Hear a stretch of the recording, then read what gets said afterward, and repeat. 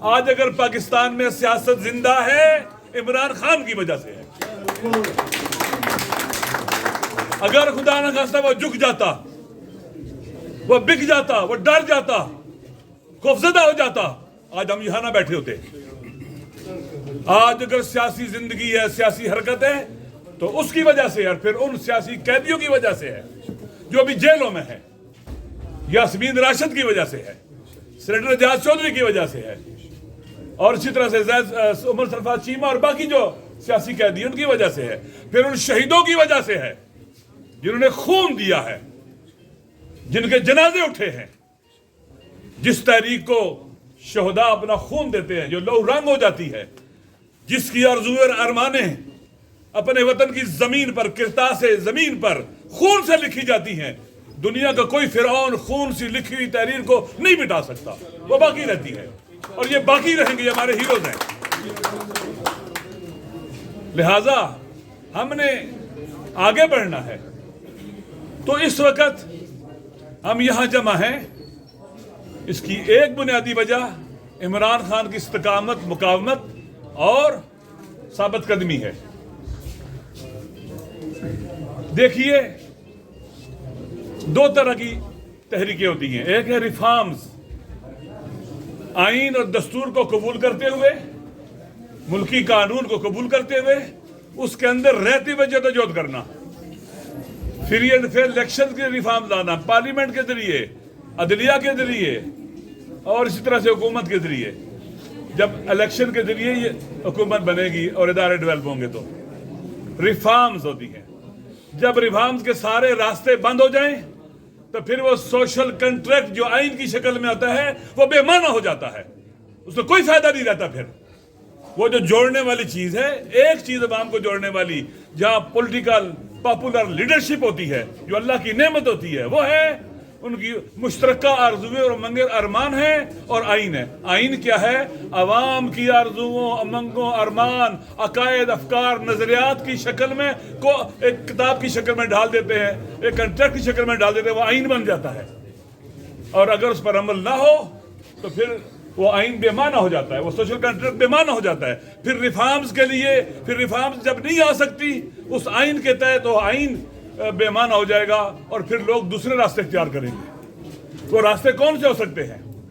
جیسے کل بھی بات ہوئی تھی یہاں پر، ہمارے بعد انٹلیکچوئل نے بات کی تھی. وہ راستے ہو سکتے ہیں، اس دن مولانا فضل الرحمان نے بھی کہا جب محمود خان جگزئی صاحب کے ہاں پروگرام تھا کہ پاکستان ٹوٹ رہا ہے، پاکستان ٹوٹ رہا ہے.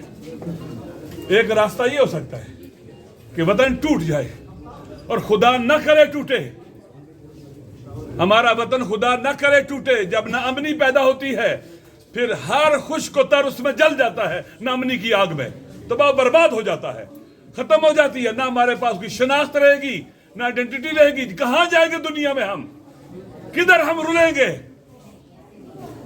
ان نااہل اور نالائقوں کے ہاتھ میں اگر پاور نہیں تو ایسے ہی ہوگا.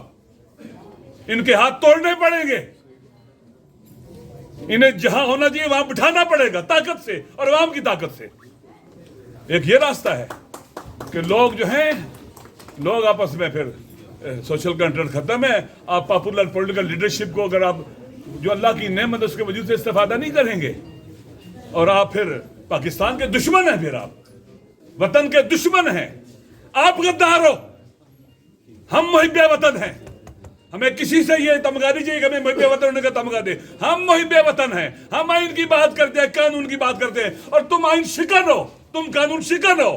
تم نے وطن تباہ کیا ہے، تم نے ملک توڑا ہے، تم نے نفرتیں بانٹی ہیں، تم نے تقسیم کیا عوام کو، ایک قوم نہیں بننے دیا ہمیں، ہر ادارہ تباہ تم نے کیا ہے. ایک راستہ یہ ہے. اور دوسرا راستہ کیا ہے؟ اسی پاپولر پولیٹیکل لیڈرشپ کے ساتھ کھڑا ہوا جائے، اور انقلاب کا راستہ ہے. دوسرا راستہ یہ بچتا ہے پھر، یا ٹوٹے گا یا انقلاب، یہ راستہ ہے. لہذا اگر یہ ریفارمز کے سارے راستے بند کریں گے، ہمیں اجلاس نہیں کرنے دیں گے. دیکھیں، یوں لگتا ہے اسلام آباد پایا تخت لیے گیریجن بن گیا ہمارے لیے. پاکستان کے سیاستدان، یہاں ہماری بیٹی مہرنگ آئی، بلوچستان سے آئی احتجاج کرنے کے لیے، اپنی آواز بتانے کے لیے. آپ نے اسے پکڑا، مس ہینڈل کیا، اسے تھانے میں لے گئے، وطن کی بیٹی کو.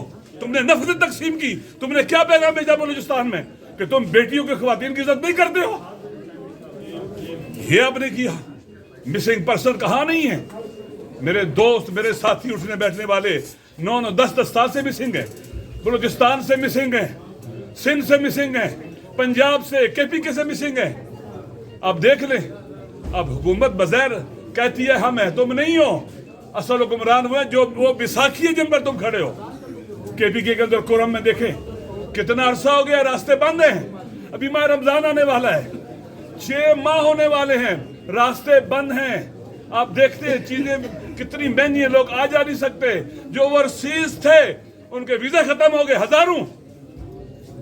और फिर इलेक्टेड नुमाइंदा हमारा, वहां का तहसील मेयर, उसके देखिए हथकड़ियां लगी हैं, 3 MPO के तहत बंधा हुआ है, पता नहीं क्या, जो यतीमों की परवरिश करता है बगैर किसी कबीले के, ये तूरी है, बंगश है या गैर बंगश है, सबकी खिदमत करता है।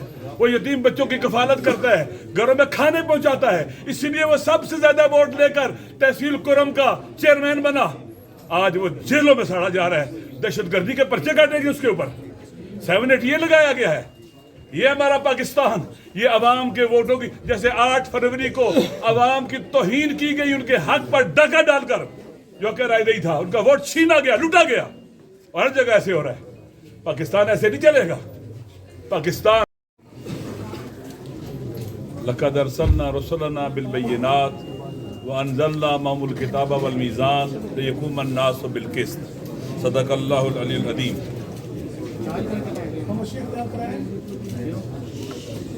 माशाअल्लाह कल से बेहतरीन प्रोग्राम चल रहा है। कल का प्रोग्राम भी बहुत मुफीद और मुअस्सिर था, और आज जिस तरह से यहाँ हो रहा है, ये भी पाकिस्तान की तारीख का हिस्सा बनता चला जा रहा है। मैं नहीं चाहता कि जो बातें पहले हुई हैं किसी भी बात को दोहराऊं। देखें, लीडरशिप की तारीफ क्या है, क़यादत किसे कहते हैं, जो जेन्युइन क़यादत होती है। अवाम के बगैर कोई क़यादत नहीं होती, लीडरशिप नहीं होती। उसका गहरा ताल्लुक अवाम के साथ होता है। लीडरशिप अवाम के लाशऊर में लिखे गए अज़ाइम, आरज़ुएं, उमंगे और अरमान उनको पढ़ती है, उनको फिर जुबान देती है। जब लीडरशिप बोलती है, अवाम समझते हैं कि हम बोल रहे हैं। जब लीडरशिप मूव करती है, हरकत करती है, अवाम समझते हैं कि हम हरकत कर रहे हैं। इतना आपस में सिंक्रोनाइज्ड होते हैं। इस वक्त पाकिस्तान के अवाम की उमंगे आरज़ुएं क्या हैं, वो क्या चाहते हैं। अगर हम उनके मुताबिक आगे बढ़ेंगे, अवाम साथ देंगे। अगर हम उन्हें छोड़ देंगे, वो लोग हमारा साथ ही देंगे। इंसान की फितरत में अल्लाह ने रखा है आज़ादी, इस्तिक़लाल, हुर्रियत, ये फितरी है इंसान की। एक बच्चा भी जब चलता है कहता है मैं खुद चलूंगा, हाथ छुड़वाता है। वो मुस्तकिल और इस्तिक़लाल की बात करता है, आज़ादी की बात करता है। और ये आज़ादी का वो आहंग है जो फितरी आहंग है, जिसको दुनिया का कोई फिरौन नहीं दबा सकता और ख़त्म नहीं कर सकता। ये बाकी रहना है इसने। इमरान खान ने अवाम की आरज़ू और उमंगों के इस सफ़े को पढ़ा है, उनको ज़ुबान दी है। वो अपनी ज़ुबान में बोलता था, उर्दू में बात करता था, और आम फहम उर्दू में, ताकि लोग समझे वो क्या कह रहा है। और उसने अवाम के साथ इतना इंटरेक्ट किया, बातें की कि अवाम को अपने साथ मरबूत कर लिया।